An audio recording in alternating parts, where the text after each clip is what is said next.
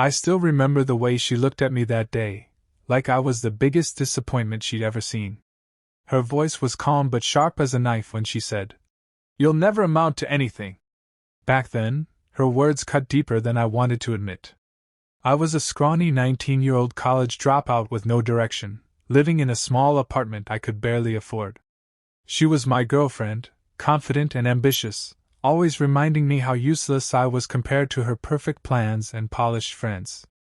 Every time I tried to dream big or talk about my app ideas, she'd roll her eyes and call me delusional. One night, after another fight where she threw her words at me like stones, I finally snapped. I packed up my old laptop, grabbed my backpack, and walked out of her apartment for the last time. I blocked her everywhere and promised myself that I'd prove her wrong, even if it took me years. I started coding all night in my cramped studio, taking on freelance jobs to survive, and slowly built a tiny team who believed in my crazy vision. Fast forward 2 years later. My company was hosting a massive party to celebrate reaching $1 billion valuation. I wore my best tailored suit and walked into the ballroom feeling like I was floating. As I greeted investors and partners, my eyes landed on a waitress holding a tray of champagne glasses. Our eyes locked, and in that moment, the world fell silent. It was her. The same girl who once said I'd never amount to anything was now serving drinks at my celebration. And right then I knew exactly what I wanted to do next. She looked away quickly, pretending not to recognize me, but I could see the way her hands trembled as she adjusted the tray. Memories flooded back like a wave crashing against my chest, the nights I spent crying alone after her cruel words, the mornings I woke up determined to prove her wrong, and the years of silent struggle she never witnessed. Part of me felt angry, seeing her like this. Another part felt something close to pity, but I couldn't ignore the satisfaction blooming inside me. I watched her move between guests, forcing a smile as she offered drinks to people who barely looked at her. It was strange to see her like this. Back then, she always walked with her chin high, as if the world owed her something. She used to talk about her dreams of becoming a famous fashion designer, opening her own brand, and traveling the world. She said she couldn't be with someone like me, someone who had no future. Those words haunted me every single day I spent building my company, pushing through failures, rejections, and endless nights without sleep. I wanted to walk up to her and say something, but I stopped myself. Instead, I watched from across the room, remembering how she used to tell her friends that I was just a burden she'd eventually drop. She didn't know I heard those conversations, hiding in the kitchen while tears burned my eyes. Looking at her now, in that black uniform, her hair tied back simply, I wondered what had happened to her dreams. Had life been just as cruel to her as her words were to me? Or was this the path she chose? As the music played louder and the crowd cheered around me, I knew this night was far from over. I moved to the corner of the room, away from the loud music and laughing guests, trying to process everything. Part of me wondered if I should approach her, just to see her reaction up close. But then I remembered all those days she belittled me, calling my dreams childish and embarrassing. I could almost hear her voice in my head again, mocking me for spending hours coding instead of getting a real job. I clenched my jaw, feeling old wounds open up inside me. As I stood there watching her work, my business partner Sam walked up with a drink in his hand. "You good, man?" he asked, noticing how distracted I looked. I nodded and forced a smile. "Yeah, just thinking about the journey." Sam laughed softly. "Well, from eating instant noodles every night to hosting this billion-dollar celebration, I'd say your journey has been pretty insane." I chuckled, but my eyes stayed on her. Sam followed my gaze and raised his brow. "You know her?" he asked. I hesitated before answering. "Yeah. She's someone from my past." Meanwhile, across the room, I saw her take a short break near the bar, wiping sweat from her forehead. Her face looked tired, nothing like the confident girl I once knew. For a moment, I wondered if she even remembered me, or if I was just another blurry chapter in her past. My phone buzzed with a message from my assistant, reminding me about my speech coming up soon. But my mind was elsewhere, replaying her insults over and over, and the nights I spent proving them wrong.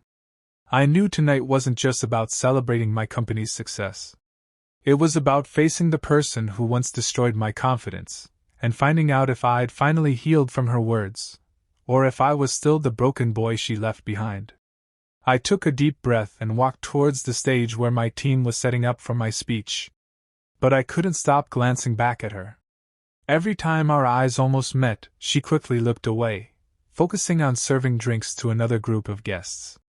My chest felt heavy with old pain, mixed with the thrill of knowing that I'd made it this far without her. As the lights dimmed and everyone gathered near the stage, I stood behind the podium, looking at hundreds of faces. Investors, employees, partners, people who believed in me when I barely believed in myself. I started my speech, thanking my team and sharing small stories of struggle, like sleeping in the office or skipping meals to save money for development costs. People laughed and clapped, but all I could think about was her. I paused midway, my eyes scanning the crowd, and there she was, standing near the exit with her tray, listening quietly. My heart raced as I spoke about failure and betrayal, how sometimes the closest people to you are the ones who push you down. The room went silent as my voice grew steadier, emotions mixing with every word. She looked frozen, her eyes wide, as if she suddenly realized I was talking about her.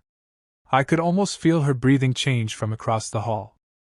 My hands gripped the sides of the podium as I said, "And sometimes the people who said you never amount to anything are the very reason you rise." The guests clapped loudly, unaware of the storm brewing beneath my calm expression. I locked eyes with her for the first time that night, and she didn't look away. She just stood there, clutching her tray tightly against her chest, and in that moment, I knew everything was about to change. After my speech ended, people rushed towards me to congratulate and take photos. Cameras flashed, music played again, and the atmosphere turned lively, but my focus stayed on her. I watched as she slipped out quietly through the side door, her shoulders hunched like she was trying to hide. Without thinking, I handed my glass to Sam and moved through the crowd, ignoring everyone calling my name. I followed her down the hallway leading to the staff area, my footsteps echoing against the marble floor. She was standing near the back entrance, wiping tears from her eyes with the edge of her sleeve.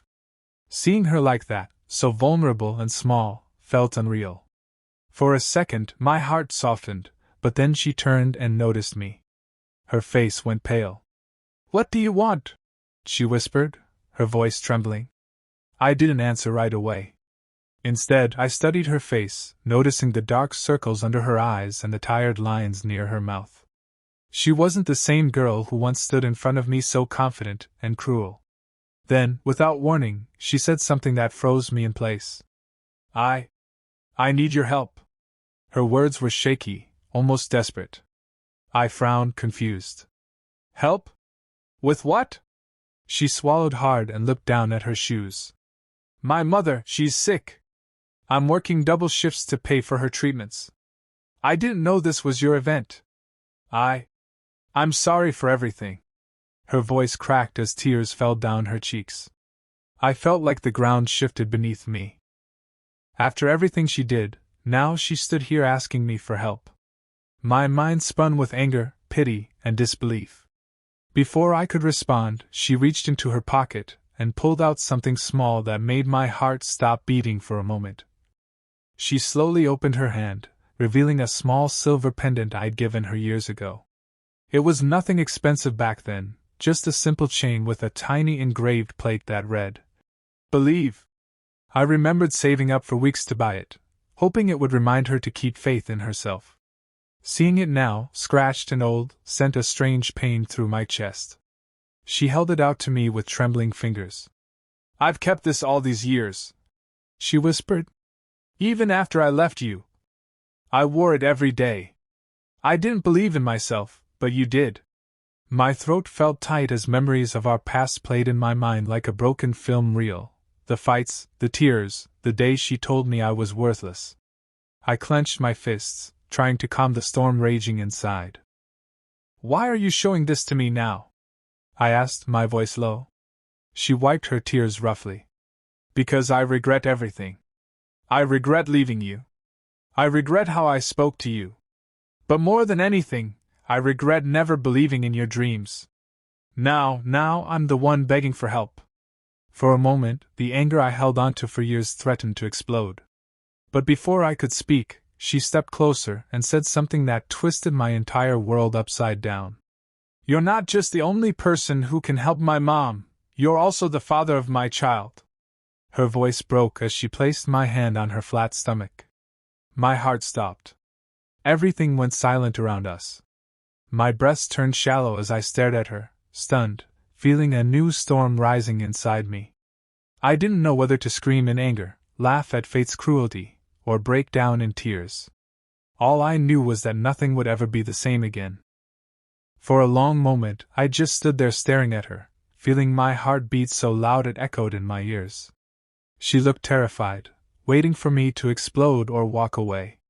But all I could think about was the tiny life growing inside her, my child.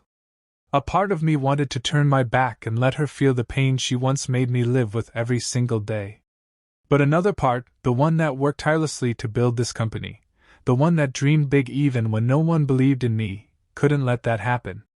I took a deep breath, feeling the weight of every choice I was about to make. Why didn't you tell me sooner? I asked softly. She shook her head, tears streaming down her face. I only found out a week ago. I was too scared to call you. I thought you'd hate me forever. Her words felt honest, broken, and raw. I reached out and closed her fingers around the pendant again. Keep this. You'll need to believe in yourself more than ever now. She broke down sobbing, holding the pendant close to her chest as her shoulders shook with guilt and relief. I pulled out my wallet and handed her my business card. Call my assistant tomorrow morning. Tell her to set up full treatment for your mom under my name. And as for the baby. I paused, swallowing down the chaos of emotions. We'll figure it out together. She looked up at me, eyes wide with shock. Why are you helping me after everything I did? I smiled sadly. Because life gave me a second chance to be better than I was before. I'm not doing this for you.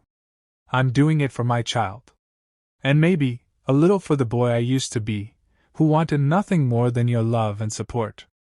As I walked back into the party, feeling the cool night breeze brush against my face, I realized that success wasn't about proving people wrong.